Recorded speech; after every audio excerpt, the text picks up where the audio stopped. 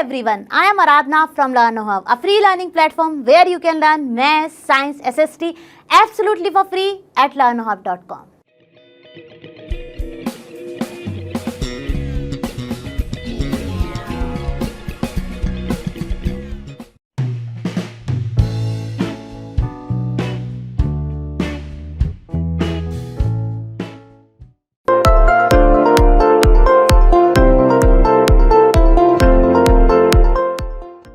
चलो बच्चों शुरू करते हैं अपना क्वेश्चन नंबर 1। तो क्वेश्चन नंबर 1 क्या कह रहा है, complete the last column of the table. तो फटाफट देख लेते हैं सारे के सारे कॉलम्स क्या कह रहे हैं। पहला तो सीरियल नंबर है, दूसरा हमारा इक्वेशंस दी हुई हैं और जो कि हमारी इक्वेशंस हैं वन वेरिएबल में। जहाँ भी आप इक्वेशन देखेंगे सब में कहीं ना कहीं एक ही वेरिएबल है, तो इसको कहेंगे हम linear equation in one variable. Values दी गई हैं, जो जो वेरिएबल्स हैं उनकी कहीं ना कहीं वैल्यू दी गई है।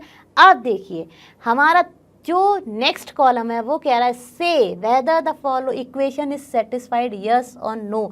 अब हमें जो भी ये वैल्यूज़ दी गई हैं उनके लिए जो गिवन इक्वेशन है वो सेटिस्फाई हो रही है या नहीं, ये देखना है। अब ये हम कैसे देखते हैं, जब भी हमें इक्वेशन दी है, मान लीजिए यहाँ पे दी है x + 3 = 0 और अगर हमें इसका ये वैल्यू दिया है x = 3, मतलब ये जो है ये इस इक्वेशन का सॉल्यूशन है। यानी कि जब हम इस वैल्यू को रखें तो होना चाहिए जो हमारी लेफ्ट हैंड साइड की वैल्यू है वही राइट हैंड साइड की वैल्यू होनी चाहिए, तभी हम कहते हैं कि इक्वेशन इस गिवन वैल्यू को सेटिस्फाई कर रही है, या जो गिवन वेरिएबल की वैल्यू है वो जो है वो एक इस इक्वेशन से आएगी। ठीक है, अब देखिए अगर बराबर नहीं आ रही है हमारी left hand side and right hand side तो हो जाएगा इज नॉट सेटिस्फाइड। तो चलिए इसी के बेसिस पे यही कॉन्सेप्ट को यूज़ करते हुए हम शुरू करते हैं अपना पहला पार्ट। मैं सारे पार्ट सॉल्व नहीं करूंगी, मैं सारे ऑड पार्ट्स यानी कि सारे ऑड नंबर्स वाले पार्ट्स को सॉल्व करूंगी, इवन नंबर वाले आप करेंगे प्रैक्टिस। तो चलिए शुरू करते हैं। x + 3 = 0। x को जैसे ही हमने यहाँ 3 रखा क्या आ जाएगा, 3 जहाँ भी x था वहाँ हमने रख दिया = 0।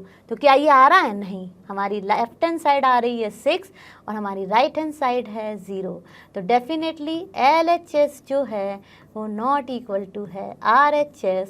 तो हमारा जो x = 3 के लिए आंसर हो जाएगा नो। सिमिलरली करेंगे थर्ड पार्ट में हमारी x की वैल्यू दी गई है -3। तो चलिए -3 + 3 और ये देखिए क्या ये = 0 आ रहा है, बिल्कुल आ रहा है। -3 + 3 क्या कर देगा, ये कर देगा 0 = 0, यानी कि हमारी लेफ्ट हैंड साइड और राइट हैंड साइड जो है वो बराबर हो गई। तो क्या है, x = -3 जो है वो इस इक्वेशन को सेटिस्फाई कर रहा है, इसीलिए मैंने लिख दिया यस। अब आ जाइए अपने फिफ्थ पार्ट पर। फिफ्थ पार्ट में हमको दिया है x = 8, तो 8 रख देंगे जहाँ पर भी हमारी x की वैल्यू है। और क्या ये सेटिस्फाई कर रही है, बिल्कुल कर रही है, क्योंकि 8 - 7 क्या हो जाएगा 1 और 1 = 1, यानी कि LHS = RHS और यहाँ पर भी हम लिख देंगे यस। सिमिलरली अब आ जाइए अपने 7th पार्ट पर।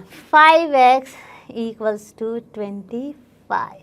अब देखिए यहाँ पर हम देखते हैं हमारा क्या साइन है इन दोनों कांस्टेंट वैल्यू और वेरिएबल के बीच में। ऑब्वियसली ये आप पढ़ चुके हैं कि जो भी हिडन साइन है, मतलब जब भी दो वैल्यूज टुगेदर लिखी हुई है चाहे वो वेरिएबल हैं, तो उनकी वैल्यू के वेरिएबल और कांस्टेंट के बीच में जो साइन होता है वो होता है मल्टीप्लिकेशन। यानी कि 5 × x = 25 है। अब यहाँ पे हमें 5 की x की जगह 5 को सब्सिट्यूट करेंगे तो ये हो जाएगा 5 × 5 जो कि 25। और क्या ये हमारी राइट हैंड साइड के बराबर है, बिल्कुल बराबर है।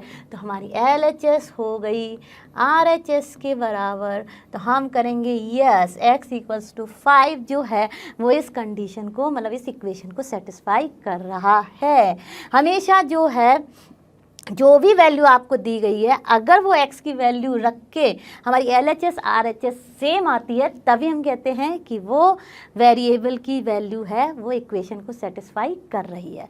अब आ जाइए अपने 9th पार्ट पर। तो 9th बहुत ही ईजी है, m / 3 = 2। अब देख लेते हैं यहाँ पे m की वैल्यू दी गई -6, तो -6/2 क्या आ रहा है = 2 के, बिल्कुल नहीं, क्योंकि 3 ये आएगा हमारा -2। तो -2 is not equal to +2।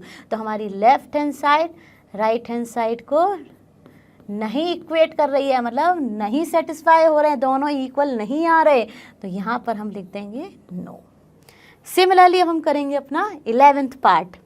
11th part है हमारा, m की वैल्यू है 6, तो चलिए फटाफट रख देते हैं। 6/3 इक्वल्स टू 2, तो देखिए यहाँ पर आ गया 2 इक्वल्स टू 2, यानी कि लेफ्ट हैंड साइड जो है वो बराबर आ गई राइट हैंड साइड के, और हम लिख देंगे कि जो m इक्वल्स टू 6 है, यस वो सेटिस्फाई कर रहा है गिवन इक्वेशन को।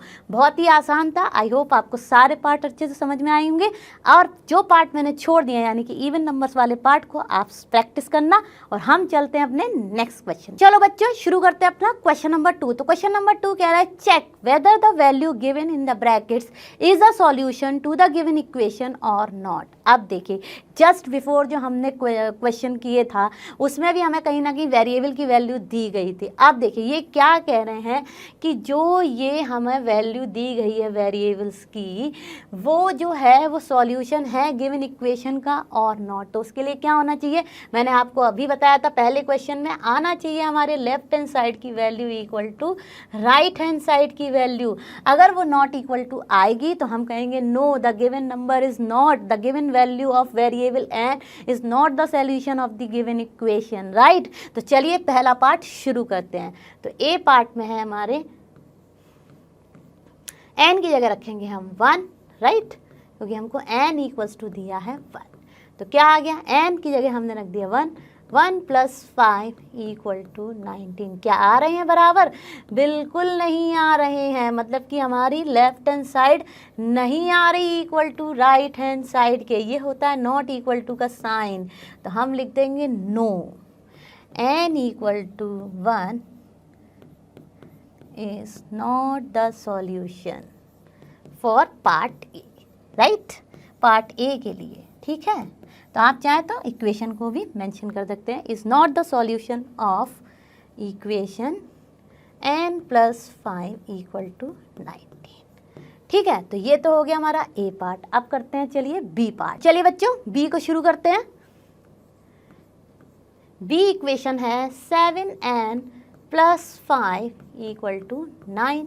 चलिए फटाफट से, हमें n की क्या वैल्यू दी गई है -2, तो जहाँ भी n है वहाँ हम रख देंगे। और मैंने बताया जब भी एक वेरिएबल और एक आपका जो कांस्टेंट टुगेदर लिखे हैं तो उनके बीच में क्या साइन होता है, मल्टीप्लिकेशन साइन, ठीक है। और +5 इक्वल टू 19। अब देखिए 7 प्लस इंटू माइनस माइनस, और ये हो गया -14 + 5 इक्वल टू 19। देखते ही पता चल गया है कि ये तो सेटिस्फाई नहीं कर रहा है, राइट। तो अब इस केस में हमारा आ जाएगा ये -9 जो कि नॉट इक्वल टू है 19 के, यानी कि again LHS is not equal to RHS। तो हम लिख देंगे हैंस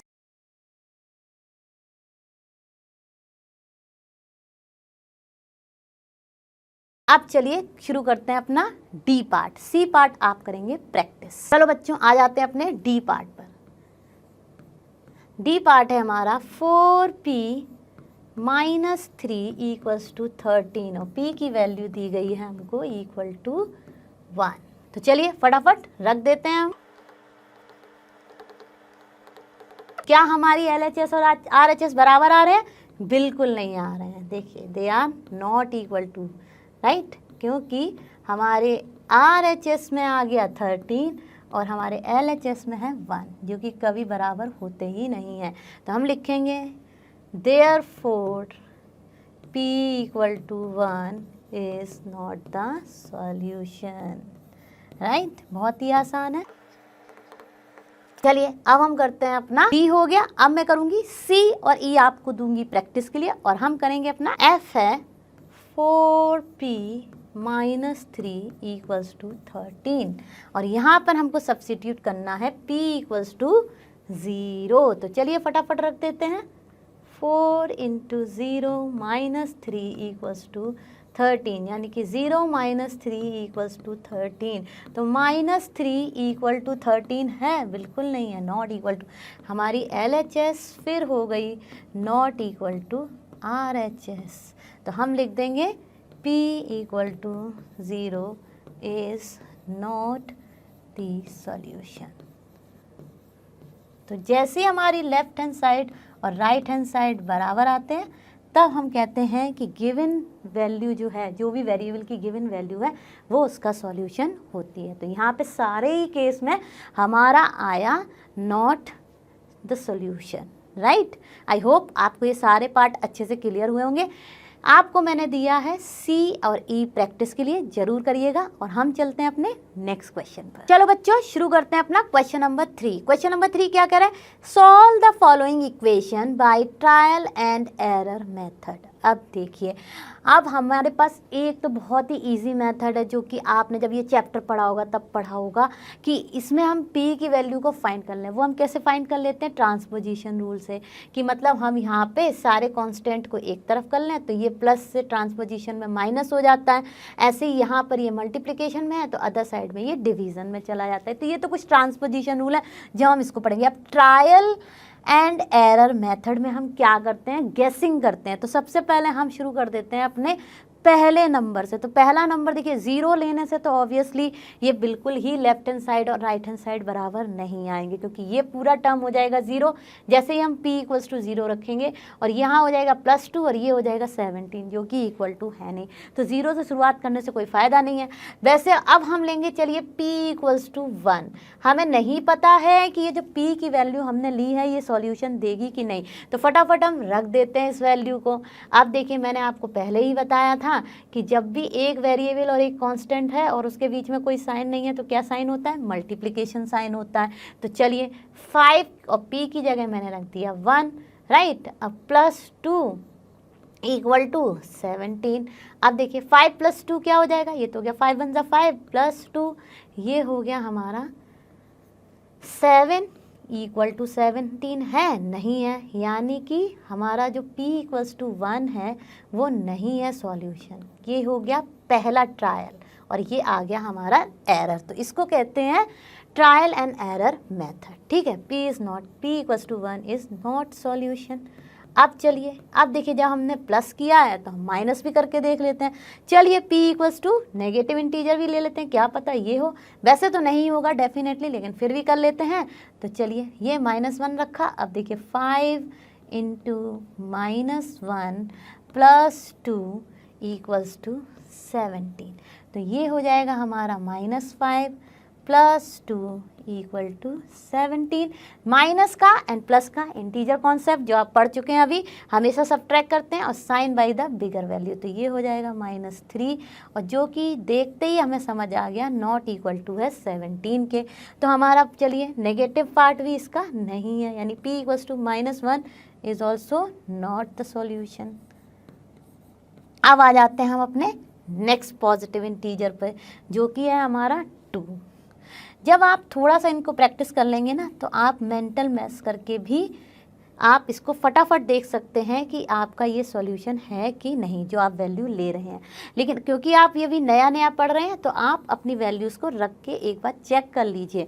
अब मैंने जैसा कि कहा, अब हम चलते हैं p इक्वल्स टू 2। तो देखने से ही समझ में आ रहा है कि यहाँ पे जैसे ही आप 2 रखेंगे तो ये हो जाएगा हमारा 10, राइट। 5 × 2 = 10 + 2 12, जो कि नहीं आएगा इक्वल के। तो चलिए p इक्वल्स टू 2 रख के देख लेते हैं, लेकिन डेफिनेटली ये नहीं आना है। तो चलिए p इक्वल्स टू 2 रख देते हैं। इसी को कहते हैं ट्रायल एंड एरर कि जब तक हमारा ऐसा नंबर हमें पता ना चल जाए जिसको रखने से हमारी left hand side and right hand side बराबर आ रहे हैं, तब तक हमें अपना ट्रायल जारी रखना है और एरर वाली वैल्यूज़ को हटाते जाना है, ठीक है। अब देखिए p इक्वल्स टू 2 रखा तो क्या हो जाएगा यहाँ पे 5 × 2 + 2 इक्वल्स टू 17।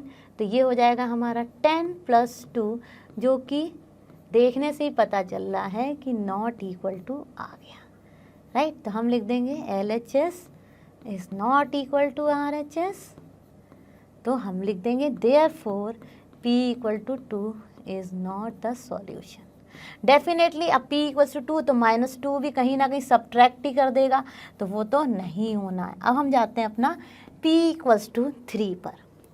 चलिए p इक्वल्स टू 3 रखा तो क्या हो जाएगा 5 × 3, 5p है ना, तो 5 × 3 + 2 इक्वल्स टू 17। तो क्या यहाँ पर आ रहा है, देखिए 15 + 2 इक्वल्स टू 17। तो देखिए जैसे ही हमने किया हमारा आंसर आ गया, यानी कि लेफ्ट हैंड साइड आ गई राइट हैंड साइड के बराबर।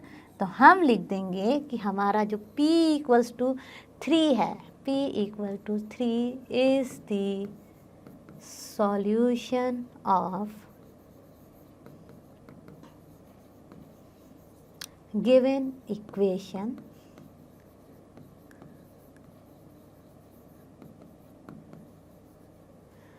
5p plus 2 equals to 17।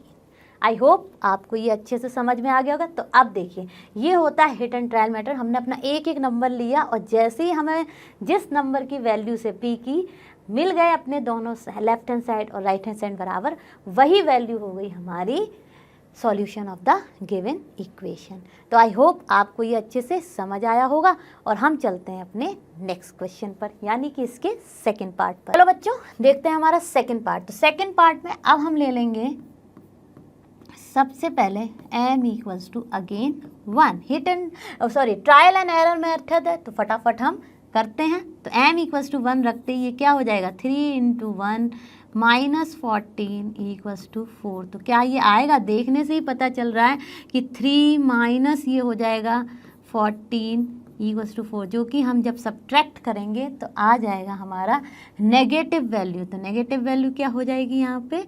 -11 और which is not equal to 4। तो हम लिख देंगे the LHS is not equal to RHS, therefore m equals to 1 is not the solution, right? अब हम चलते हैं अपने नेक्स्ट पर। अब देखिए जैसे ही हम यहाँ पे माइनस रखेंगे ऑब्वियसली दोनों ही नेगेटिव नेगेटिव हो जाएंगे, तो ये वैल्यू तो और बढ़ जाएगी, समझने में देखने में ही समझ आ रहा है।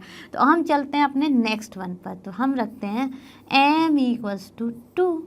चलिए रख देते हैं m equals to 2 in the given equation. तो m की जगह हमने रखा 2, तो ये हो जाएगा 3 इंटू 2 माइनस 14 इक्वल्स टू 4। अब देखिए 6 माइनस 14 इक्वल टू 4, जो कि कैसे भी नहीं होगा, क्योंकि जब हम इसको सब्ट्रैक्ट करेंगे तो माइनस वैल्यू ही आ रही है और हमारे राइट हैंड साइड में प्लस वैल्यू। तो ऑब्वियसली लेफ्ट हैंड साइड जो है वो नहीं है राइट हैंड साइड के इक्वल, राइट। तो हम लिख देंगे m equals to 2 is also not the solution.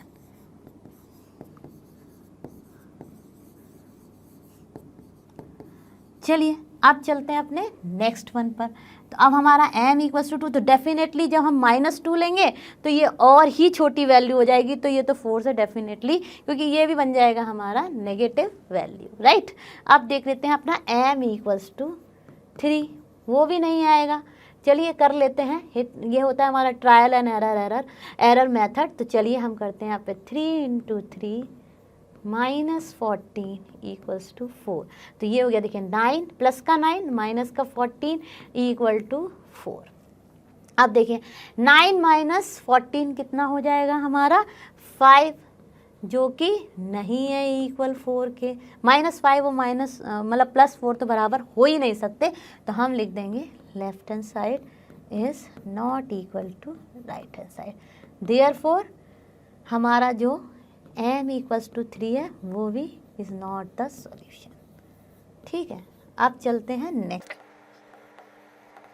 अब नेक्स्ट है हमारा m इक्वल्स टू 4 रखते ही देखिए क्या हो जाएगा यहाँ पे 3 इंटू 4 माइनस 14 इक्वल्स टू 4। तो क्या ये आएगा, नहीं आएगा।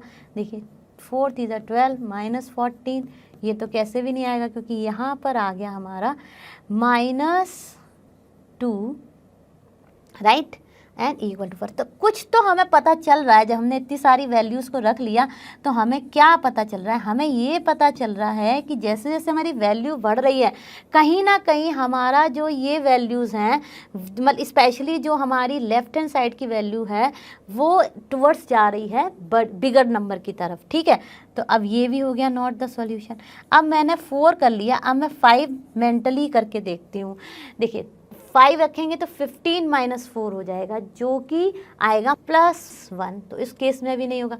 6 रखते हैं तो देखिए क्या हो जाएगा 18, 18 माइनस 4, हाँ 18 माइनस 14 हमारा हो जाएगा 4, राइट। तो चलिए अब हमें यहाँ पे पता चल गया कि m इक्वल्स टू 6 हमने जैसे ही रखा, m इक्वल्स टू 6 हमने जैसे ही रखा, 3 into 6 minus 14 equals to 4, right. अब देखिए 18 माइनस 14 क्या आ रहा है इक्वल टू 4, बिल्कुल आ रहा है। तो देखिए लेफ्ट हैंड साइड हमारी आ गई राइट हैंड साइड के इक्वल, राइट। तो हम लिख देंगे देयरफॉर और हैंस, एनीथिंग को आप यूज कर सकते हो, m equal to 6 is the solution. तो इसी को कहते हैं अपना ट्रायल एंड एरर मेथड। वैसे तो ट्रांसपोजिशन से हमें तुरंत ही पता चल जाता कि m की क्या वैल्यू है जिसके लिए ये गिवन इक्वेशन सेटिस्फाई होती, क्योंकि हमें स्पेसिफिकली दिया गया था कि हमें trial and error method he use करना, इसलिए हमने ट्रायल एंड एरर मेथड को यूज़ करते हुए देखते गए कि हमारी किस वैल्यू के लिए हो रही है गिवन इक्वेशन सेटिस्फाई, मतलब LHS आ रही है बराबर RHS के। तो आई होप आपको ये ट्रायल एंड एरर मेथड भी समझ आया होगा। हम चलते हैं अपने नेक्स्ट क्वेश्चन पर। चलो बच्चों शुरू करते हैं अपना क्वेश्चन नंबर 4। तो क्वेश्चन नंबर 4 क्या कह रहा है, right equations for the following statement. अब देखिए हमको यहाँ पे स्टेटमेंट्स दिए गए हैं, इन स्टेटमेंट्स को हमको बहुत ध्यान से पढ़ना है और ध्यान से पढ़ने के बाद हमें लिखना है ना इक्वेशन फॉर्म में। तो चलिए सिंपल सी इंग्लिश है जिसको हमको ध्यान से पढ़ के एक एक स्टेटमेंट को यानी एक एक सेंटेंस को बना देनी है अपनी इक्वेशन इन वन वेरिएबल यानी कि लीनियर इक्वेशन। तो चलिए फर्स्ट क्वेश्चन है, the sum of numbers x and 4 is 9। अब देखिए कितना आसान है, सम मतलब हमें इन दोनों को जोड़ना है और उसका क्या सम आ रहा है 9। तो चलिए लिख देते हैं, इसकी इक्वेशन क्या हो जाएगी, x प्लस 4 इक्वल टू 9। कितना आसान है, 2 सब्ट्रैक्टेड फ्रॉम y। अब देखिए यहाँ पे क्या सब्ट्रैक्ट हो रहा है, 2 सब्ट्रैक्ट हो रहा है फ्रॉम y। तो बहुत सारे बच्चे क्या लिख देंगे, तो देखिए बच्चों यहाँ पर हो रहा है हमारा 2 सब्ट्रैक्टेड फ्रॉम y, यानी कि y जो वैल्यू है उससे हमने 2 को सब्ट्रैक्ट किया है और जो दे रहा है 8, समझे। 2 सब्ट्रैक्टेड फ्रॉम y इज 8, यानी कि 8 आ रहा है जब हम y में से 2 को सब्ट्रैक्ट कर रहे हैं। Third one, 10 times a is 70। अब यहाँ पे a जो है वो वेरिएबल है, नहीं तो बहुत सारे बच्चे कहेंगे 10 टाइम्स a इज 70। अब यहाँ पे a क्या है, a नहीं है, ये a वेरिएबल है, तो ये हो जाएगा 10 टाइम्स ऑफ a, मतलब 10 इंटू a इक्वल्स टू 70, जिसको हम ऐसे भी लिख सकते हैं 10 a इक्वल्स टू 70। कितनी इजी इक्वेशन है।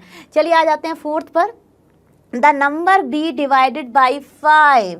मतलब कौन सा नंबर डिवाइड हो रहा है, b, जो कि हमें पता नहीं है, तो b divided by 5 gives you 6। मतलब हमें v की ही वैल्यू निकालनी है और जब हम इस इक्वेशंस को सॉल्व करेंगे हमें ऑब्वियसली वेरिएबल की वैल्यूज पता चल जाएंगी। अब देखिए 3/4 of t is 15, 3/4 of t जैसा स्टेटमेंट दिया है मैंने वैसे ही लिख लिया, इक्वल्स टू 15। ऑफ का मतलब क्या होता है, मल्टीप्लिकेशन। तो मैं लिख सकती हूँ इसको, this implies 3t/4 equals to 15। है ना कितना इजी, बहुत ही आसान है, बस आपको स्टेटमेंट को अच्छे से पढ़ना है। 7 times m plus 7 gets you 77। 7 times m plus 7 gets you 77। 1/4 of a number, 1/4 of a number x minus 4 gives 4. So 1/4 of a number x, यानी कि 1/4 of x minus 4 gives you 4। तो क्या हो गया, देखिए मैं स्टेटमेंट को पढ़ती जा रही हूँ, x upon 4 of means multiplication minus 4 equals to 4। कितना आसान है कि जो भी 1/4 नंबर है उसमें से जब हम माइनस करेंगे 4 तो वो वैल्यू आती है हमारी 4। तो कितना आसान था। If you take away means minus, if you take away 6 from 6 times y you get 60। If you get away 6 from 6 times y, तो सबसे पहले आएगा हमारा 6 टाइम्स वाई यानी कि 6y, right, and from that you are taking away -6, right, so then you will get 60। तो ये बनी इक्वेशन। बहुत ध्यान से हमको एक एक स्टेटमेंट पढ़ना है और बस उसको लिख देना है अपने इक्वेशन फॉर्म में।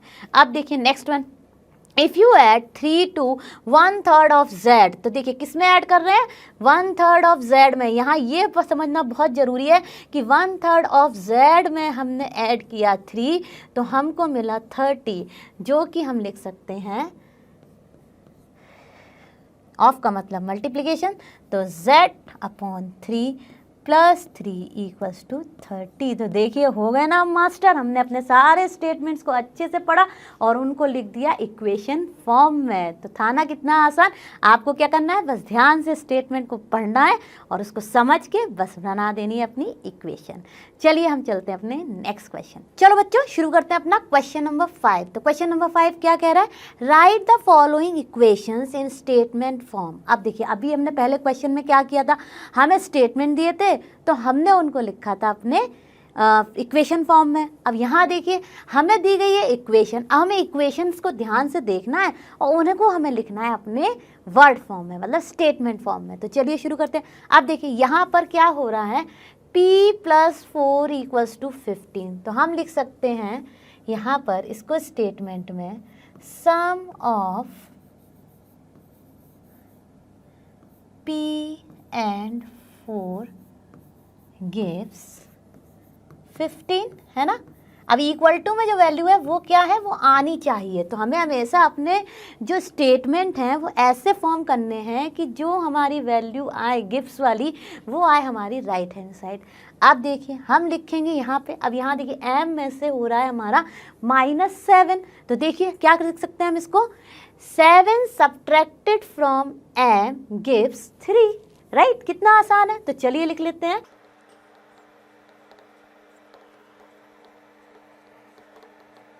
ठीक है। अब देखिए यहाँ पर देखिए मैंने कुछ नहीं किया, मैं केवल इक्वेशंस को देखती जा रही हूँ और जैसे कि इक्वेशन फॉर्म दी है उसको वर्ड फॉर्म में लिखती जा रही हूँ, यानी कि स्टेटमेंट्स बनाती जा रही हूँ। अब यहाँ पे क्या हो रहा है, यहाँ पे आप देखिए कि हम यहाँ पे लिख सकते हैं twice of m = gives 7, right, और =7, ये भी लिख सकते हैं, कुछ भी रॉन्ग नहीं है। और एक और तरीका हम क्या लिख सकते हैं, हम लिख सकते हैं when m is multiplied by 2 gives you 7। तो दोनों ही स्टेटमेंट करेक्ट है। देखिए आपको केवल अपने स्टेटमेंट को इस तरह लिखना है जो आपकी इक्वेशन को सेटिस्फाई करे। तो चलिए लिख देते हैं हम इसको, ट्वाइस ऑफ m, कितना आसान। अब देखिए यहाँ पे भी लिख सकते हैं हम, यहाँ पे m divided by 5, right, m divided by 5 gives 3। Similarly हम यहाँ पे क्या लिखेंगे, एक तो तरीका लिख सकते हैं thrice of m divided by 5 gives you 6, right, ये भी लिख सकते हैं। दूसरा क्या लिख सकते हैं हम, m multiplied by 3 and divided by 5 gives you 6। देखिए कितने स्टेटमेंट बन रहे हैं। तीसरा हम कैसे लिख सकते हैं, 3 times of m when divided by 5 gives you 6। तो देखिए एक ही चीज़ को आप अलग अलग स्टेटमेंट में लिख रहे हैं, लेकिन क्या है हमारी कंडीशन, यानी हमारा जो इक्वेशन है वो स्टेटमेंट हम ऐसे बना रहे हैं कि वो उसको सेटिस्फाई कर रहा है। तो चलिए अब लिख लेते हैं हम इसको, कोई भी एक स्टेटमेंट लिख लेंगे। तो चलिए लिखते हैं,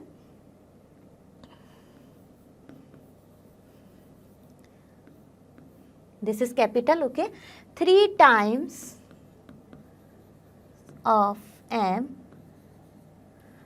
और एक तरीका और है, हम लिख सकते हैं m/5 multiplied by 3 = 6, वो भी करेक्ट है, राइट। बहुत तरीके हैं, मतलब हमें ऐसे लिखना है कि जब हम इसको किसी को वर्ड फॉर्म में दें तो ऐसा समझ लीजिए, जब आपको कोई वर्ड फॉर्म दे रहा है तो उसकी इक्वेशन लिखने के लिए आपको स्टेटमेंट क्लियर होना चाहिए। तो जब हम ऐसा स्टेटमेंट लिखेंगे तभी तो अगला आदमी इंसान है वो समझ पाएगा कि ये हमारा अच्छे से स्टेटमेंट है और इसकी हम इक्वेशन बना सकते हैं। तो चलिए 3 times of m divided by 5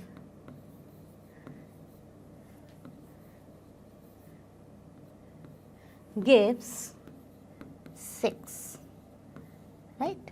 अब देखिए यहाँ पर देखिए 3p + 4 = 25। अब लिख देंगे यहाँ पे हम 3 × 4 is added to, देखिए कितना आसान है, 4 is added to 3 times of p gives 25। तो देखिए कितनी जल्दी हमने लिख दिया। देखिए जैसे जैसे हम स्टेटमेंट लिखते जा रहे हैं हमारा कॉन्फिडेंस भी बढ़ता जा रहा है और हम फटाफट लिख ले रहे हैं। तो चलिए अब नेक्स्ट करते हैं। नेक्स्ट हमारा क्या है, नेक्स्ट है हमारा 2। अब देखिए यहाँ पे माइनस है तो हम लिख देंगे 2 is taken away, 2 is taken away भी लिख सकते हैं, 2 is subtracted भी लिख सकते हैं। थोड़ा सा ट्विस्टेड लिखना है तो हम taken away भी लिख सकते हैं, कोई प्रॉब्लम नहीं है ना। तो देखिए subtracted from 4 times p, और 4p भी लिख सकते हैं, कोई जरूरी नहीं है 4 times of p लिखें, 4p वो भी हो सकता है, गलत नहीं है। सो 2 is subtracted from 4 times of p gives 18, है ना। कितना इजी हो गया। आपको बस इक्वेशन देखनी है और अपना स्टेटमेंट लिख देना है। अब देखिए यहाँ पर ये वाली स्टेटमेंट जो है, जो मुझे इक्वेशन दी है, इसकी मैंने जो स्टेटमेंट लिखी थी वो मुझे मज़ा नहीं आया लिखने में। तो मैं क्या कर सकती हूँ, ऐसा नहीं है कि जो मैंने लिखा था वही ठीक है, मैं इसको और अच्छे से लिख सकती हूँ, राइट। तो मैं क्या लिखती हूँ, सम of 2 and p divided by 2 gives you 8। एक तो एक हो गया स्टेटमेंट। दूसरा हमारा क्या हो गया, p divided by 2 is when added to 2 gives you 8। ये भी एक तरीका हो गया। एक और तरीका है sum of, ये देखिए ये सबसे अच्छा लगेगा, sum of 2 and p by 2, या फिर इसको लिख सकते हैं p divided by 2 gives you 8। ये भी हो सकता है। अब देखिए इसको एक और तरीके से लिख सकते हैं, क्या हो सकता है वो, सम of 2 and p divided by 2 gives you 8। मतलब एक ही बात को आप कई तरीक़ों से लिख सकते हैं। तो था ना कितना आसान, और आपको समझ में आ भी गया होगा। आप ऐसे और बहुत सारे क्वेश्चंस को सॉल्व करिए और कॉन्फिडेंस को गेन कीजिए। और हम चलते हैं अपने नेक्स्ट क्वेश्चन पर। चलो बच्चों शुरू करते हैं अपना क्वेश्चन नंबर 6। तो क्वेश्चन नंबर 6 क्या कह रहा है, पहला कह रहा है Irfan says that he has 7 Marvels more than 5 times the marvels Parmeet has.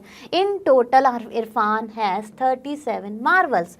अब देखिए हमारे पास ना तो हमें पता है कि इरफान के पास कितने मार्वल्स हैं, ना हमें पता है कि परमीत के पास, लेकिन टोटल कितने मार्वल्स हैं ये हमें पता है, और लेकिन हमें परमीत के मार्वल्स नहीं पता है। तो कैसे इक्वेशन बनाएंगे, देखिए पढ़ते जाएंगे। करेक्ट। अब देखिए हम एक एक करके स्टेटमेंट को पढ़ेंगे। Irfan says that he has 7 Marvels more than 5 times the Marvels Parmeet has. अब देखिए परमीत हैज तो 5 टाइम्स क्या हो जाएगा, 5 ऑफ एम, राइट। एंड इसमें क्या हो जाएगा +7, 7 मोर उसमें भी, ठीक है, और इक्वल टू 37, राइट। ये बन गई ना इक्वेशन। देखिए कुछ नहीं किया मैंने। Irfan says that he has 7 Marvels more than 5 times the Marvels Parmeet has. तो परमीत की एम है तो 5 टाइम्स ऑफ एम कर दिया, प्लस हमने 7 कर दिया क्योंकि उसमें 7 ज़्यादा भी है, ठीक है। अब मतलब जो 5 टाइम्स मार्वल परमीत की थी उसमें 7 ज़्यादा होके वो आ गई हमारे total number of Marvels Irfan has, ठीक है। अब हम इससे पता कर लेंगे, जब हम इसको सॉल्व करेंगे ट्रांसपोजिशन रूल से, तो हमें फटाफट पता चल जाएगा कि एम मतलब नंबर ऑफ मार्वल्स जो है वो परमीत की है एम, वो आ जाएगी वैल्यू। अब उसकी वैल्यू आने के बाद हम देख लेंगे फटाफट कि क्या वो वैल्यू इस वाली इक्वेशन को सेटिस्फाई कर रही है या नहीं। तो कहीं ना कहीं देखिए मैं आपको ये सॉल्व करके दिखा देती हूँ कैसे होगा ये। 5m यहाँ पर लिखती हूँ मैं, 5m + 7 इक्वल्स, हालांकि आपको सॉल्यूशन पूछा नहीं है, लेकिन आप देख सकते हो कि आपने जो स्टेटमेंट के अकॉर्डिंगली अपनी इक्वेशन बनाई है वो सही है या नहीं। अब देखिए m क्या हो जाएगा, 5m हो जाएगा हमारा 30, और जब भी इक्वल टू साइन होता है हम यूज़ करते हैं दिस इम्प्लाइज साइन। ये आपको हमेशा ध्यान रखना है, जब भी हमारी इक्वेशंस वाले क्वेश्चंस होते हैं उनमें हमेशा इक्वल टू साइन यूज़ हुआ होता है, तो हमें यूज़ करना होता है दिस इम्प्लाइज साइन। अब देखिए 30, अब दिस इम्प्लाइज हो जाएगा, m यहाँ पे मल्टीप्लिकेशन में है तो अदर साइड में जाएगा डिवीज़न में, तो देखिए ये हो जाएगा हमारा 30 डिवाइडेड बाई 5, तो हमारा m का वैल्यू आ गया 6। इसका मतलब हमारे जो m है, मतलब परमीत की मार्वल्स हैं वो केवल 6 हैं, और उसके पास कितनी है 37, तो क्या आ रहा है देखिए 6 5 30 प्लस 7 37, तो कहीं ना कहीं ये हमारा आंसर सही है, क्योंकि इरफान के पास जो है वो नंबर ऑफ मार्वल्स हैं 37। तो ऐसे आप अपना आंसर भी वेरीफाई कर सकते हैं एग्जाम में, लेकिन इट डिपेंड्स कि आपके पास टाइम कितना है, ठीक है। तो चलिए अब हमें केवल बनानी थी इक्वेशंस, तो हम फोकस करते हैं इक्वेशन। चलिए बच्चों शुरू करते हैं अपना second one. Lakshmi's father is 49 years old, he is 4 years older than 3 times Lakshmi age, यानी हमें लक्ष्मी की एज पता ही नहीं है, तो हम क्या करेंगे यहाँ पे, let the Lakshmi's age be x, कुछ भी मान सकते हैं, यहाँ पे y बोला है तो चलिए y ले लेते हैं, क्योंकि ईयर्स की बात हो रही है और यहाँ पे मेंशन भी किया हमें क्वेश्चन में, तो चलिए हम, तो देखिए अब क्या कह रहे हैं, he is 4 years older than 3 times, तो हमने क्या मान ली, लक्ष्मी की जो प्रेजेंट एज भी है वो हमारी y है, तो हम मान लेंगे 3 times of y plus 4 equals to her father's age, मतलब कि 49। कितना आसान था, फटाफट हो गया। तो अब देखिए, अब हम आते, अब देखिए इसको मैं सॉल्व नहीं करूँगी क्योंकि अब आप इसको खुद से सॉल्व करके देख सकते हैं, बहुत ही आसान है। अब हम आते हैं अपने नेक्स्ट क्वेश्चन पे। तो नेक्स्ट क्वेश्चन क्या कह रहा है, the teacher tells the class that the highest marks obtained by a student in her class it's twice the lowest marks plus 7, the highest score is 87, take the lowest score to be L। अब देखिए यहाँ पे हमें clearly दे दी गई L, तो हम L ले लेंगे, नहीं तो हम कोई और वेरिएबल भी ले सकते थे। अब देखिए क्या लिखा है, the teacher tells the class that the highest marks obtained by a student in her class is twice the lowest marks plus 7, तो हम लिखेंगे let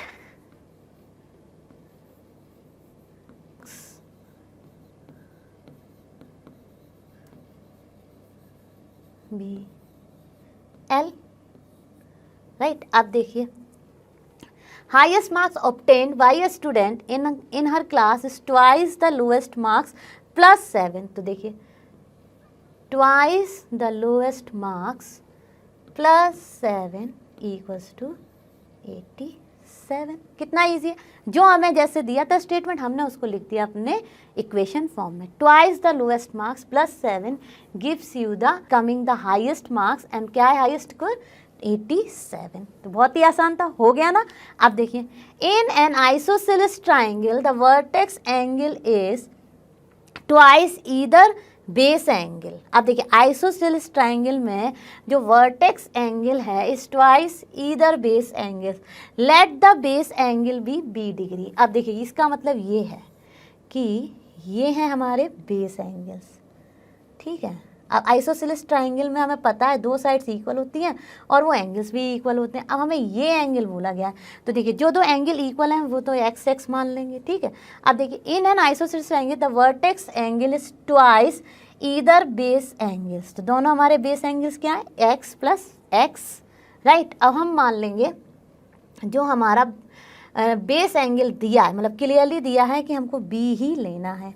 तो चलिए अब हमारा जो वर्टेक्स एंगल है वो क्या हो जाएगा, वर्टेक्स एंगल हो जाएगा ट्वाइस ऑफ बी, राइट। अब देखिए और हमने ये प्रॉपर्टी पढ़ी रखी है, sum of angles in a triangle is always interior angle, sum of interior angle in a triangle is always 180 degree.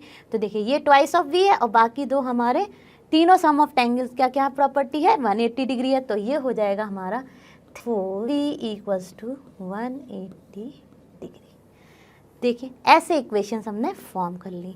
I hope आपको ये सारे के सारे क्वेश्चंस में कैसे इक्वेशन बनाई है ये क्लियर हुआ होगा। आपको स्टेटमेंट अगेन एंड अगेन मैं कह रही हूँ, स्टेटमेंट को पढ़ना है और उसको समझना है और उसी को लिख देना है अपने इक्वेशन फॉर्म में। तो आई होप आपको ये सारे पार्ट अच्छे से क्लियर हुए होंगे। तो हमारी एक्सरसाइज 4.1 का पूरा सॉल्यूशन, आई होप आपको ये अच्छे से समझ आया होगा। हम जल्दी मिलेंगे नेक्स्ट क्लास में और आप सभी जानते हैं लर्नो हब फ्री है बट बेस्ट है। Thank you.